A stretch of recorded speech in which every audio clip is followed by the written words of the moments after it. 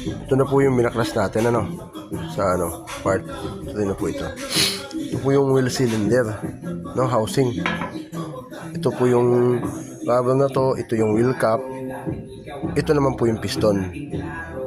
Wheel cylinder piston, yan po. Ito naman yung rubber boot niya, para hindi pasukin ng dumi. Dito po yan nakakabit, dito. Yan, opo, no. Yan, at least ngayon alam nyo na. Ito po yung katulad yan. Lock po ng adjuster ng brake para pagka tapos ka na mag-adjust, hindi siya automatic na iikot kasi may naglalak sa kanya. Okay po. Sa mga beginners po na tulad ko, yan, explain ko po sa inyo ha. Ito, yung itim na rubber na to, wheel cap.